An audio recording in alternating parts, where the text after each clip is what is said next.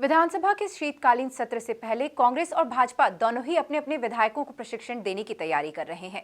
इस बीच भाजपा जहां कांग्रेस के प्रशिक्षण शिविर को लेकर निशाना साधती नजर आ रही है, तो वहीं कांग्रेस ने भी भाजपा के प्रशिक्षण शिविर पर तंज कसते हुए पलटवार किया है। देखिए ये खास रिपोर्ट। कांग्रेस में प्रशिक्षण तो केवल नेता भ्रष्टाचार करने का दे सकते हैं, क्योंकि कांग्रेस की रीति नीति क्या है, दिल्ली से लेकर और भोपाल तक केवल और केवल भ्रष्टाचार करना, अनाचार करना, अत्याचार करना। और जिस पार्टी का सर्वोच्च नेता ही अप्रशिक्षित हो, वो नीचे के कार्यकर्ताओं को क्या प्रशिक्षण देंगे।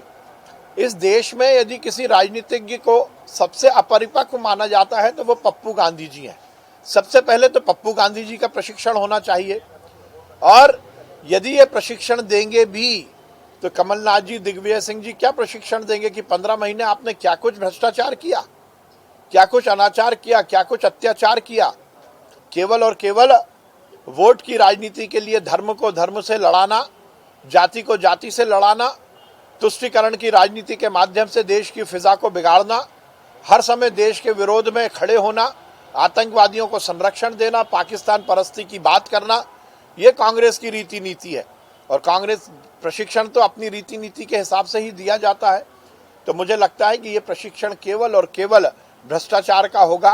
पर मेरी सलाह यह है कि सबसे पहला यदि प्रशिक्षण कांग्रेस में किसी को मिलना चाहिए तो वो पप्पू गांधी जी को मिलना चाहिए। राहुल गांधी जी को प्रशिक्षण देने के बाद तो पहले भारतीय जनता पार्टी नरेंद्र मोदी जी को और अमित शाह जी को प्रशिक्षण दिलाए मनमोहन सिंह जी से, जो पूर्व प्रधानमंत्री हैं आज की तारीख में। वजह यह है कि इनको देश चलाना नहीं आता।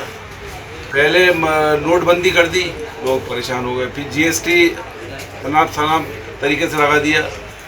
उसके बाद इनने कहा था कि हम डीजल पेट्रोल 30-35 रुपये में बेचेंगे, हमारी सरकार बनेगी। तो इतनी महंगाई हो गई उस ज़माने में, जब 50-60 था मनमोहन सिंह जी के उसमें 2014 के इलेक्शन पहले।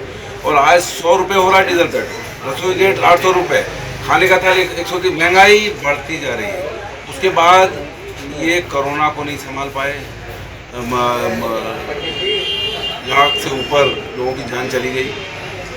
उसके बाद वैक्सीन आई तो नेता लगा नहीं रहे, डॉक्टर्स वहाँ से हट रहे। कोरोना काल में लोगों के व्यवसाय बंद हो गए, नौकरियाँ चली गई, जबकि इन्होंने कहा था कि 2 करोड़ लोगों को हर साल नौकरी देंगे। और उसके बाद बचा कुचा किसानों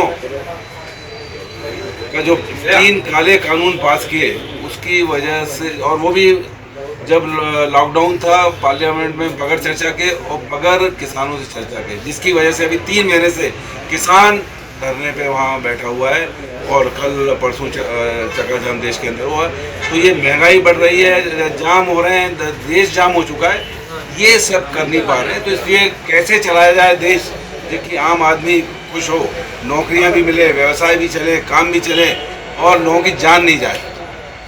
लगातार लोगों की जान इस मोदी शाह काल में लगातार जा रही है, और इस सब के लिए जिम्मेदार केंद्र की सरकार है। पहले इनको ट्रेनिंग दें,